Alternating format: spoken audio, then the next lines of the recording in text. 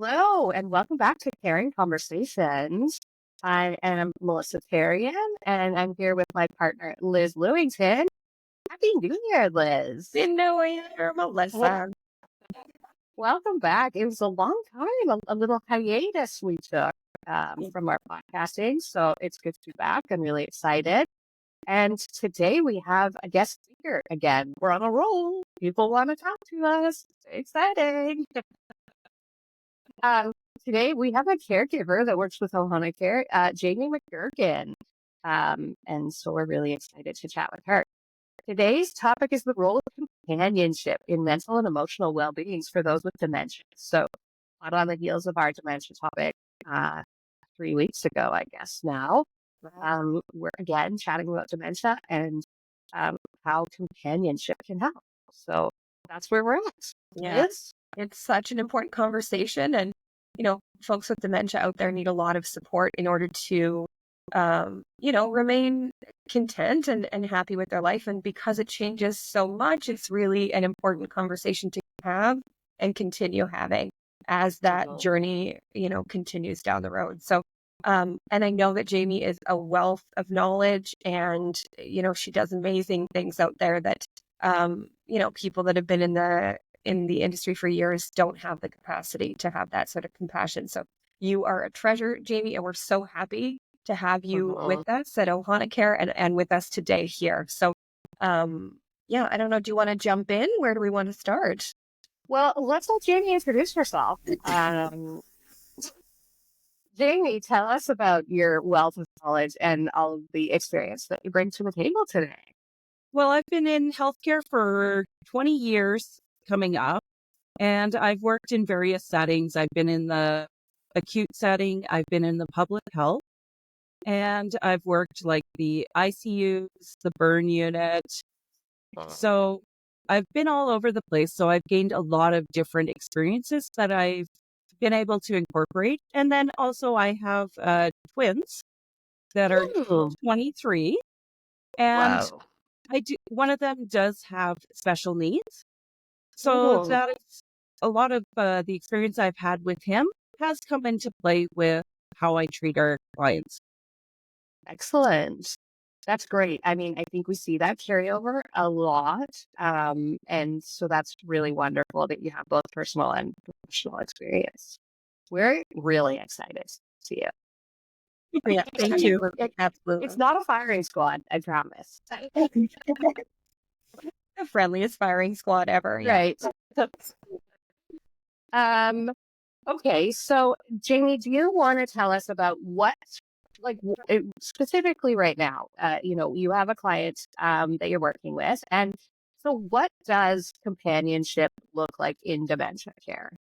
Like where does companionship fit in? Well, companionship is very important because whether the people are at home or in a facility, just the one-on-one care with them can make the world of difference. When I provide companionship, I don't provide it just for our clients. I look at it as the whole family, right? We're not just there for the client, we're there for the whole family.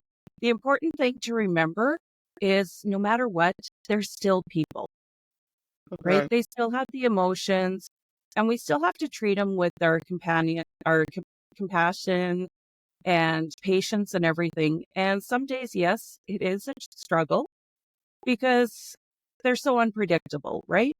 But dementia patients, they're also the most loving. Yeah. I love that so much. Yeah. It's sort of like cracking the code with each individual person with dementia, nobody is the same. It's not one brush you can paint people with. So that individual approach that comes with that one-on-one, in facilities, if we're talking a 24-hour facility with 24-hour care and, social groups, that sort of thing, where they try to appeal to the larger groups, everybody, to try and get everybody involved, it isn't always the best fit for someone with dementia. So having that one-on-one companionship where you can actually, meet them where they're at that day and guide your care based on that individual, it makes such a big difference because, they can't often they can't socialize in those larger groups. It's overwhelming. It's overstimulating. There's, they have needs that they can't communicate with us. So being able to provide one-on-one specific care for that person is so important. And like you said, everybody, you never know what they're going to be like. So every day you gotta figure it out with them. And I think that's the case with everybody, really. Like, we tend to forget that dementia is a disease. It's a condition that has affected this person's brain. Anyways, I don't know. It's a condition that has affected someone's brain. So it is not a personality trait, where the difficult behavior or the challenging behaviors have come out. This is something outside of this person's control that they are contending with internally, externally, you name it. And so I think we have to constantly be reminding we can't paint everyone with the same paintbrush, regardless of who they are or whether they have dementia or not. I think we get into, kind of segregating this group of people that are suffering from a disease process and calling them dementia care, dementia patients, right? Where, we don't do that with other disease processes. And we don't treat other disease processes necessarily different or call that a personality trait or label them as difficult. Yeah, go ahead. The unfortunate thing that I see quite often with our dementia patients, people label them as being bad. Mhm. You're bad, you did something bad. We need to stop that stigma of doing that because honestly, they don't know what they're doing. Sometimes they Mhm. do have their moments of clarity, but there's nothing wrong with reinforcing saying, hey, don't do that because this is your house. For example, spitting on the floor or something, right? Mhm. But telling them, hey, don't do that because this is your house. But to say, hey, stop being bad or you're bad, you're going to go sit in the corner, that's not the best way to go about a situation. Mhm. Yeah, I totally agree. It's that label and that stigma for sure. Yeah, Yeah. 100%. I don't know what it's like in Alberta, the purple dot. And do you know that terminology? Yeah.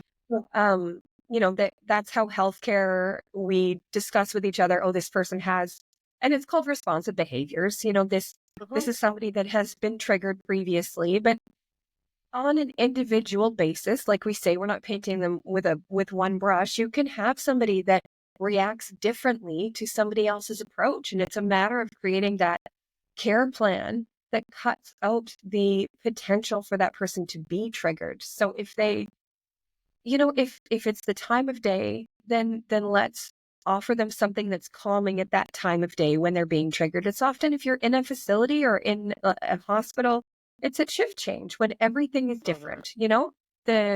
There's not that consistent caregiver, but they can't respond with, hey, what's going on here? But they can respond with a feeling of agitation or upset because something is different and they can't understand what is different and it makes them anxious. So responding to, um, creating a care plan that's proactive and involves the client and involves, a little bit of investigative work and relying on the history of who they are. So if it's somebody that has enjoyed reading for their whole life, and a way to calm them down is by putting on an audiobook and letting them have some quiet time. You can appeal to the person that they are and not the disease that they are, in the throes of. So reaching out to their family, creating that history, creating a care plan based on what they have enjoyed for their whole life, and meeting them at where they are at that moment, and providing that companionship, that one-on-one companionship tailored to the person, not tailored to the Mhm. disease. That's sort of how I like to approach it. I don't know what your experience has been like that, Jamie. Oh, 100%. Everything that you said, Liz, right on. I like to find out as much as I can about the person. What did they do in the past? What was their Mhm. family situation? Because you can talk about that for hours, right? And you can find activities. They may have been a really active person when they were younger or prior to the disease, but now they're confined to a wheelchair. Mhm. And unfortunately, in a lot of cases, they're confined to a wheelchair not because they can't walk, but because they're unsteady and they may not have the support from the facility because the facility quite often are understaffed, right? So they can't give that one-on-one care. So that's why it's so important for us to know all the information, and sometimes just taking that guy for a walk or taking the little lady over to a quiet corner. That can make the world of difference. And that's the best thing about our one-on-one care. Personally, I love it because I get to know the person, and I have the motto that I don't treat them like they're a stranger. They're my family. I love that, Jamie. I think, yeah, like bringing it all back to it is because these caregivers necessarily are incapable or uncaring or um, whatever we want to label them as. These caregivers are limited by the constraints of staffing models. And that in and of itself is why the one-on-one companionship from an external company is the most phenomenal idea and the greatest support. It gives the team that is in their care model and in their care team in their residence the opportunity to step back, and not just to step back and have a break from this client, but also to step back and learn a little bit more about how to best manage without having to invest that front heavy time that they simply don't, to learn all about that client. It's amazing, like how we are uh, welcomed to a lot of these facilities. The staff just love having us there because now they know that we're there to help that person. Because, like you said, their hands are tied because they may have 18 people to look after.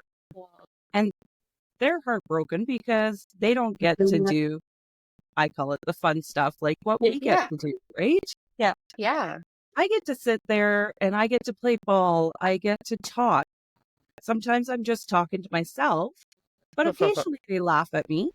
So, I like to think I'm funny sometimes. But, we've got the best job being companions in a care facility. Yeah. Yeah. And it's those difficult times when you really do need that one-on-one where you would step in, like a transition to a new facility, sort of a acute condition that's flared up and now they've gone to the hospital. They're in an unfamiliar environment. Maybe their family has gone away on holiday and they normally would come to visit. So you show up at a time that's normally very stressful for the client. And because you're able to do that one-on-one visit, it's a touch point. It's a piece of home for them to be able to have somebody that, like you say, you may be talking to yourself, but for them, it's a familiar voice. It's somebody that they're comfortable with.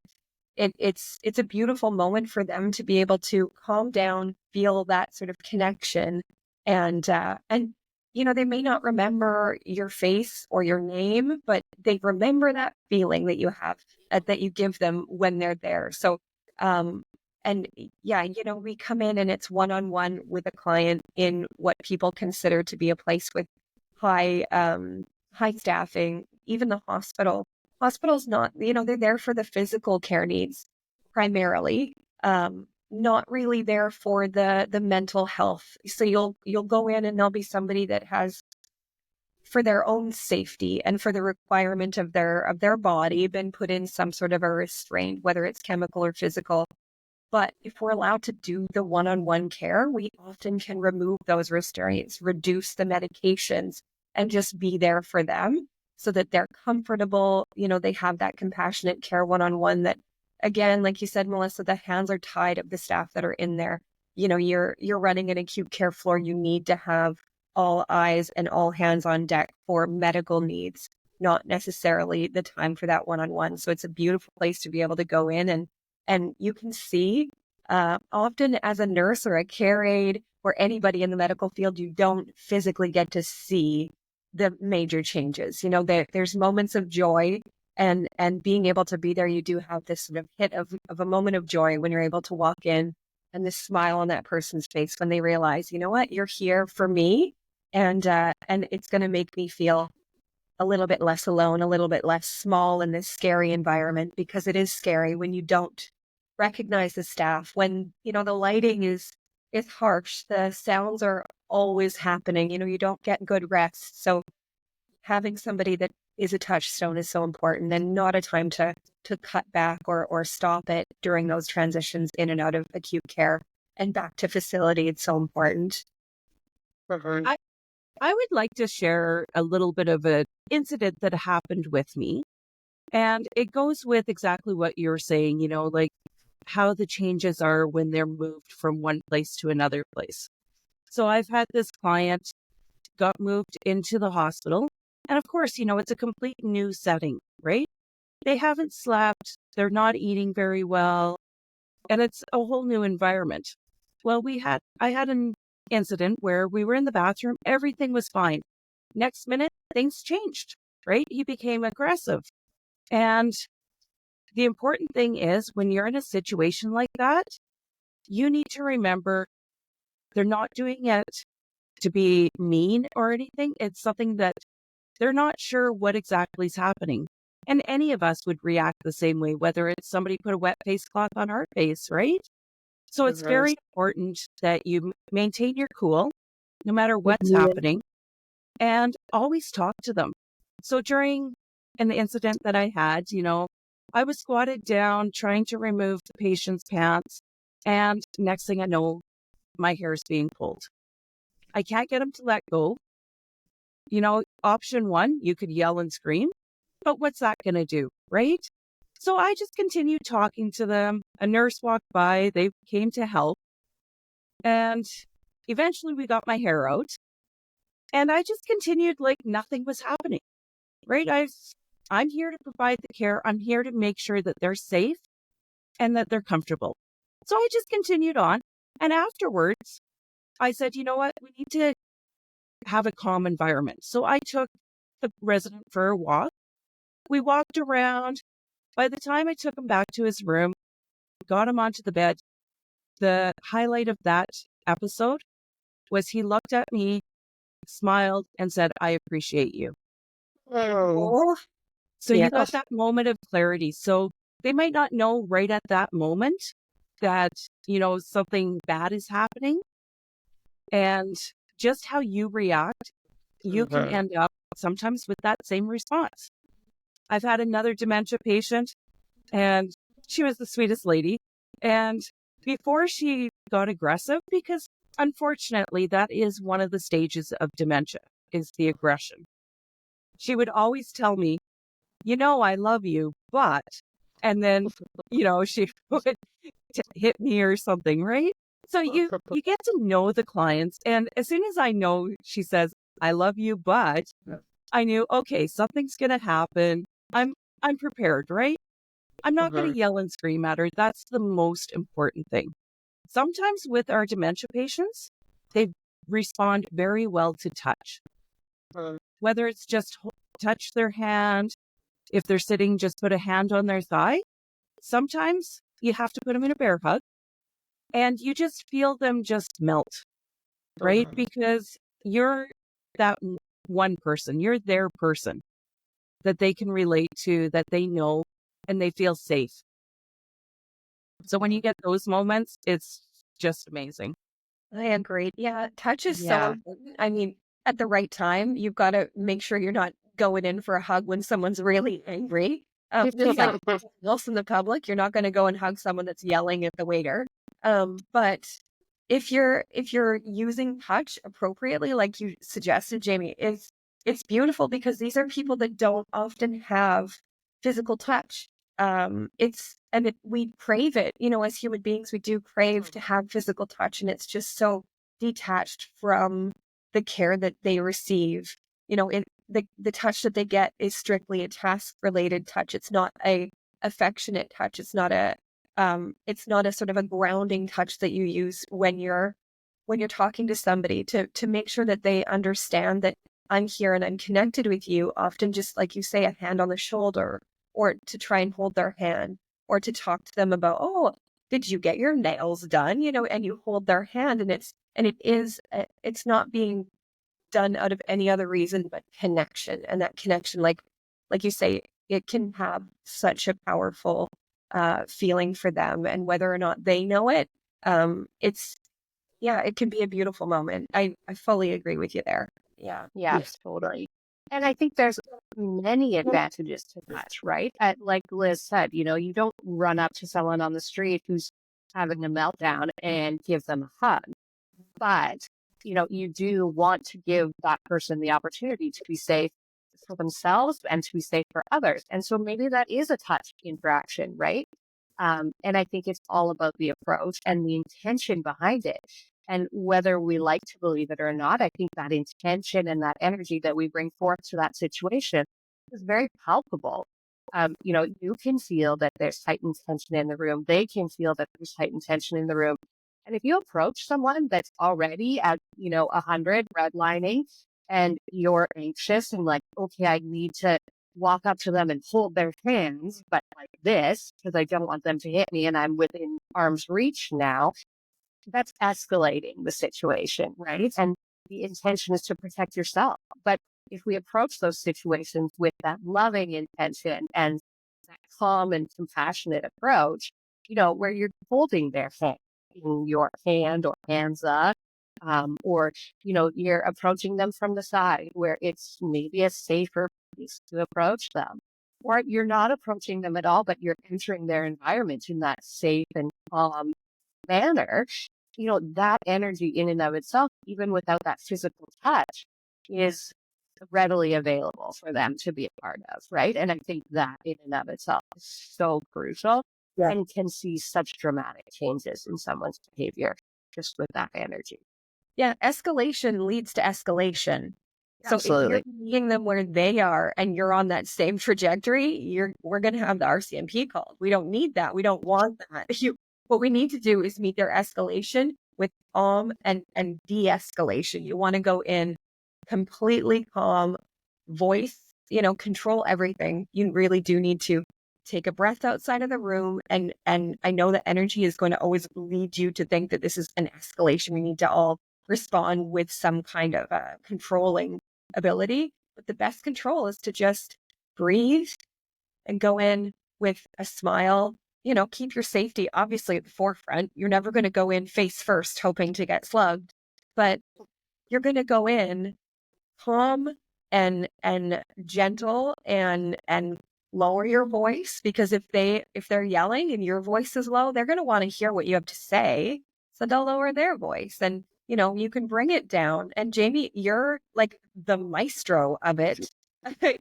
You are, I mean, you've been given praise from, it was a geriatric specialist. Yeah. And for your approach, like that you are a person that's able to change the outlook of somebody's dementia just by being there. So whatever magic you have, thank you so much. Yeah, We absolutely. need more of it. And that's why this is such an important conversation to get out there. Yeah. I'll stop talking. I agree.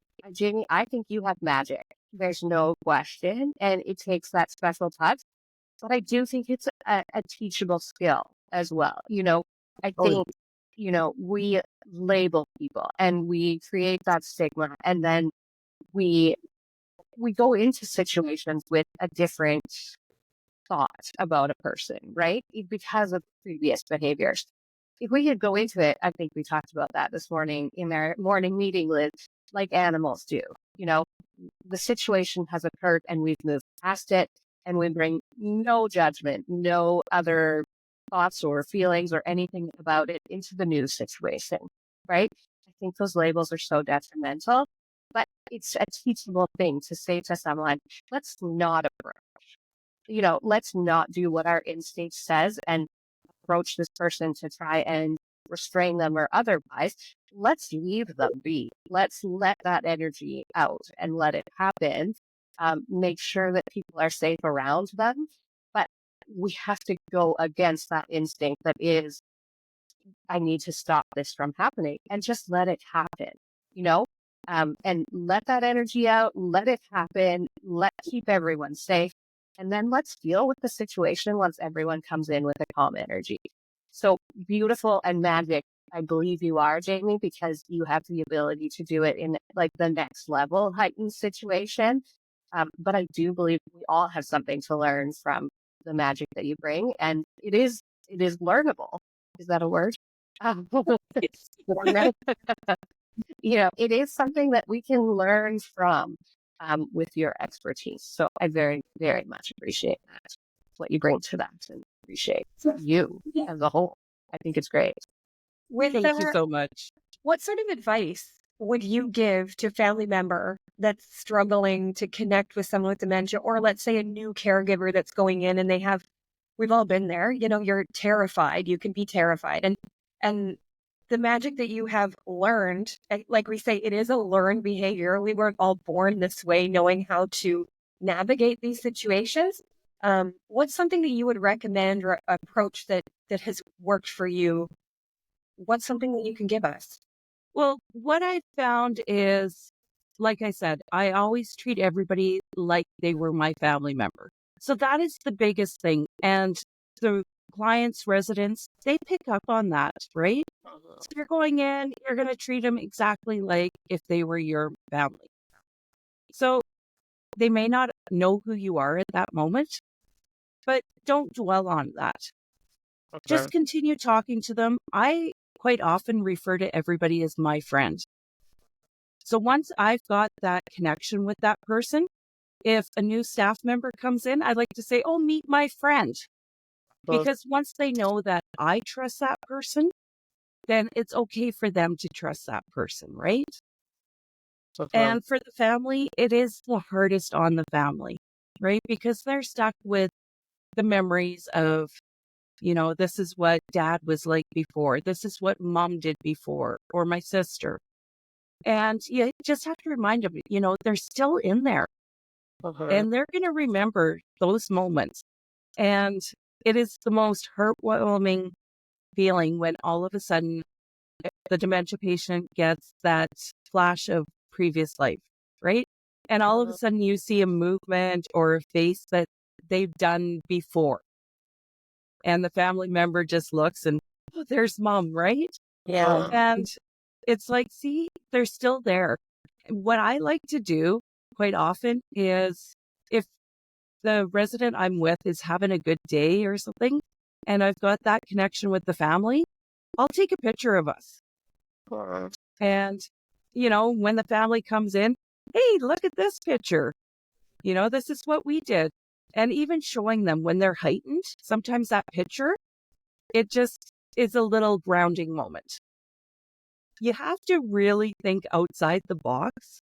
And I've done some crazy things. Like I've had a toilet paper bracelet.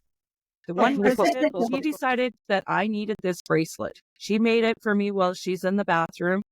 And she was so proud of it. So I walked around with this bracelet for the rest of my shift. And it was a 12-hour shift. So, I did that. And throughout the day, she kept touching that bracelet going, nice, I like that. And I'm like, yeah, you made that for me. She goes, I did? And I'm like, yes. And I'm going to keep it forever. And then a while later, she'd say something else and we go back to the bracelet. Yeah. And they remembered that, hey, I did that. All of a sudden you get little flashes. So you just have to be calm. No matter what happens, be calm. Remember, they're still a person. Yeah. So I know that you're a healthcare aide and a companion. And if you were to take on, say we took on a new client, they're at end stage dementia, and, the behaviors have been a challenge for the team, or maybe not, but we're trying to be proactive. When is a good time for a companion to be a part of that care team? Is there a time where you recommend it, or is there a bad time? A bad time for a new companion to come in, especially solo, is when we know that they've been escalated for a few days, right? If they really heightened escalation, I don't think that's the best time for a new companion to come in by themselves. Definitely, we can still bring a new companion in, but let's bring them in with somebody that's their comfort so that they can see and really for the companion, it gives them that extra sense of knowledge and a new skill set, right? Because they can see, okay, this is what works. Oh, maybe, could we try this? You could bounce ideas off of each other, and then you're going to find something that works. But when they're heightened escalation, especially for a few days, sometimes it's a gamble, right? If a new companion is the best thing. So That's it's where it's a hard one. Yeah. that care planning comes in. So if you're able to create a care plan with the staff, with the family, with the client, and then, you can say, oh, well, when I'm in with this person, the thing that calms them down is we go and we get a cookie. Because, who doesn't love a cookie? But, there's that moment where you can say, I'm really hungry. I was thinking about going to get a cookie. What do you think of that? And they'd be like, oh, a cookie.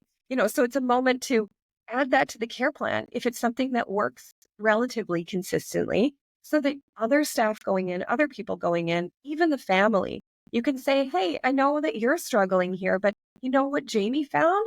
This is what she found when she visits. If you just say these words to your loved one, that can help to de-escalate their behavior and help, bring them back around to the moment instead of being caught up in what they're feeling, because those overwhelming feelings can really run the show. And there's always, some fear, some anxiety, and depending on who the person is and what their history has been, triggers are all different. So creating that care plan with their best interest at mind and what feeds into that happiness that they've had in their life and who they are. So music, I think we mentioned this the last time, but music is such a big part of that. So you can, leave them alone. And if music has been a part of their life, and often it has for folks, you can put some music on quietly, and it'll help to de-escalate the situation as well. So, that care plan and talking to the family, talking to the staff, communication is so important. And then once we have something that works, giving it back to the staff. So when we're not there, they have, their own artillery of ways to help this person keep calm and happy and connected with what's going on in their moments that they're experiencing. Yeah, with one of my previous clients that had dementia, me and the other caregiver, we actually became really good friends because we started chatting on our off time about, hey, what have you done in this situation? So building up that teamwork within the team, right? Get to know the other care workers with them. And then definitely you can share ideas. One thing that I think would be amazing to do for our company and everything is to have a get together of each care team. So if we know that we have 5 regular care workers with this person, let's set aside a time, 15 minutes or something, for all of us to quickly bounce back. Okay, this works, this didn't work, right? Get everybody on the same page. Because if we all start doing the same thing, they're going to have amazing care because everything's the same. They know exactly what to expect. We all hate to admit it. We all have forms of OCD that we like things a certain way, right? Yeah. So giving our clients, our patients, our extended family member, that kind of care can make a world of difference. We are so routine based. Yeah, and that consistency of care is something I speak about all the time. And as Liz talks about care planning, like you want that consistency of care. That consistency is so key. Any changes, whether it's just a senior client or a pediatric client, even, or you have someone who has dementia, that consistency is key. Little changes throw people off. They throw me off. I don't love it. I don't think any of us really love changes thrown at us without our knowing. And so I think that care planning and that consistency, and I love your idea of group getting together and sharing ideas and being humble enough to be open to receiving ideas too. I think is great. And I'd love to see families be a part of that, because I think families hear a lot about behaviors and less about, this was a phenomenal day. We had a shower. We did all of these things. We got care done with no issues. You know, as much as there's like things that we don't want to focus on because they should be happening, just tickety boo. I think we need to talk more and more about the successes that we have, big or small, when it comes to care of our um, clients, residents, extended family members. I love that you called them that. I think that's fantastic. The one thing that I like to always do with my family, if they ask me, how was the day? If I had something negative happen, I'll start off with my negative, but then I like to point out something positive, Yeah. so start off with the bad and build up to the extreme. So in that Yeah. one case, the bad was the incident in the bathroom. The mild was, hey, we went for quite a few walks. And then the highlight of the moment, he said he appreciated me. I And love that. just changes the family's output, right? Because they're like, as soon as they hear the bad, they're like, Mhm. oh, and what's happening, right? But then when you could tell them something good, it just Mhm. warms them. Absolutely. Yeah. I think our families too hear so much of the bad that they start to feel bad for the care team. They're like, oh, I'm so sorry. Like, maybe we should pull you out because I don't want you to be in that situation. Or I don't like you hearing these racial comments that, my loved one is throwing at you. And I feel bad for you. I think it's so important for us to reiterate, like, just like you said, this isn't this person, right? This is part of that disease process. And here's the great things that are part of our relationship as a companion and a client. So I love that approach. Same here. Yeah. Another funny moment was I had a client, and of course, I'm a bigger girl, and she told me I was fat. And the family's like, that's I've not heard good. that. And Yeah. then she looked at me and she Me goes, too. okay, you're just overnourished. And I'm like, okay, we can work with that one. So Yeah. now I'm just overnourished. I So, love it.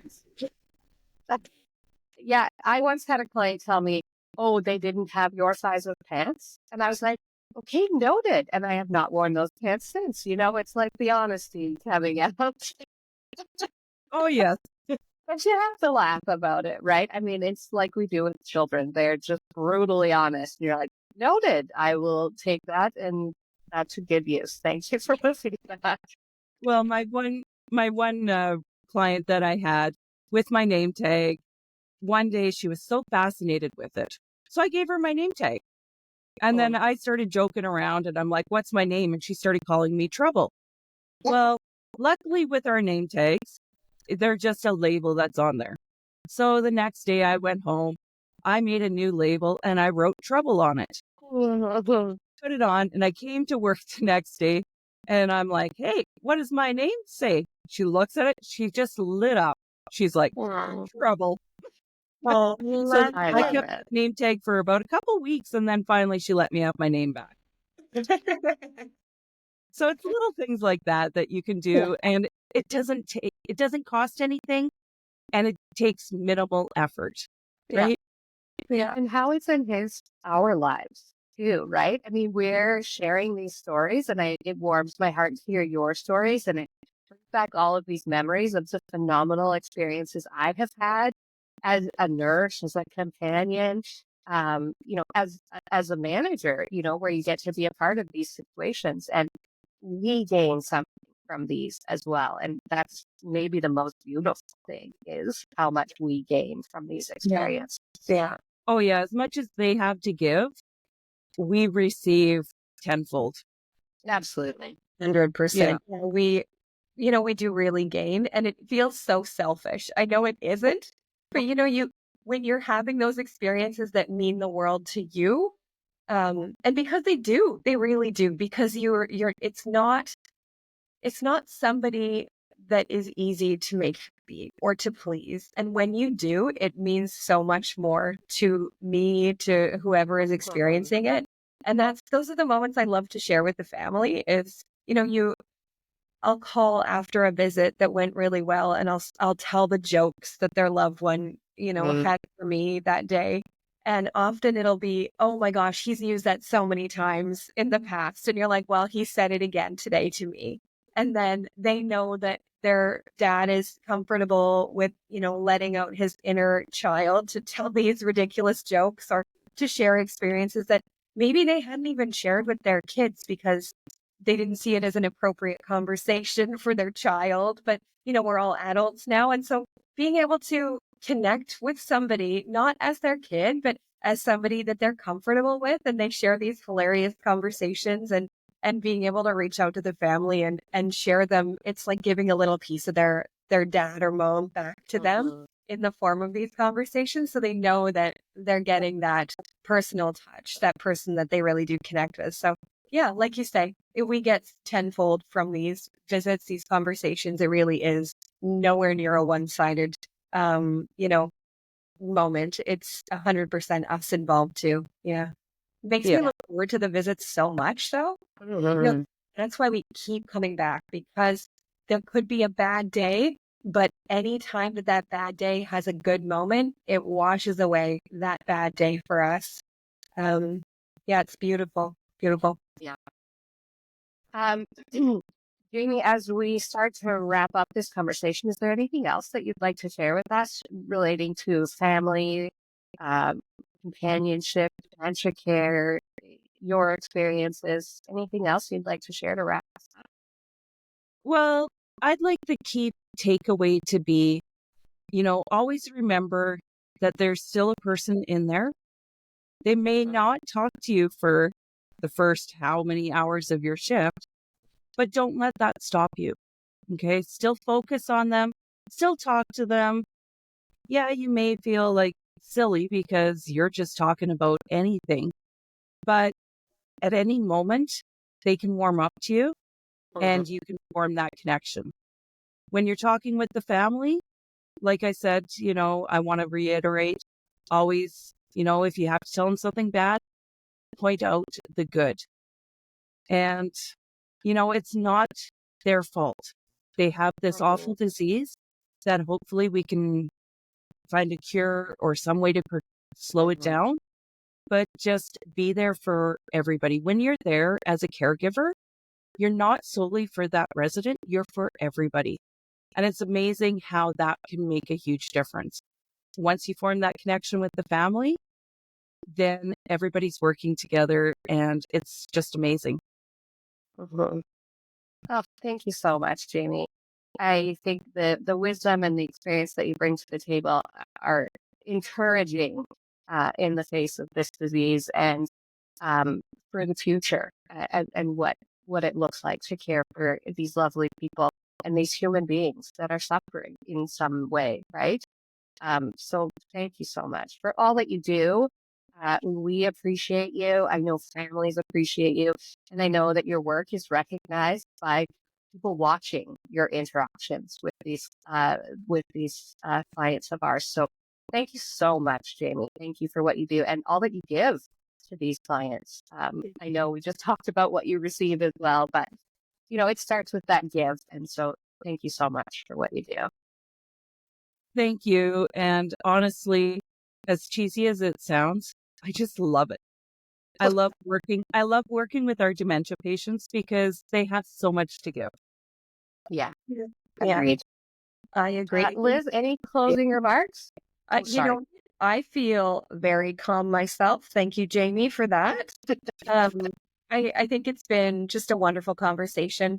And we can have this conversation over and over again and over again because it does, it always bears, the idea that things are moving forward and there's never going to be a time when this isn't an important conversation. So if folks do enjoy this topic, I would love to have you back, Jamie, if we do want to go down this road again, because I think everyone's different, experiences change, and we can pick one little area of dementia to move forward in. Let's march forward in retraining ourselves, our families, our coworkers and staff, and create those beautiful moments for everybody.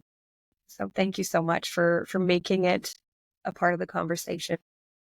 Thank you for inviting me. And of course, I I'm passionate about this subject, and I'm willing to speak with anybody that wants a little bit, somebody to bounce ideas off of. I'm always open to that. Oh, thank you so Thank much. you. All right. And as we close out this show, as always, get some help, ask questions. Our families that are out there that are struggling with this, you're not alone. Please reach out to us, eh, whether it be for business or just for someone to talk to. We're always an open ear. And we would love to continue this conversation with you and support you. It takes a village. And if there are any questions, we'd love to get them.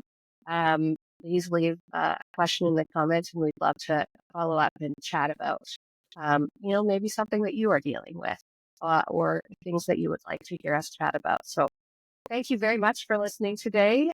Like and subscribe, and I look forward to chatting with you guys next week. Liz and Jamie, thank you again for everything that you do. Thank you. Take care, guys. Take care. Bye-bye.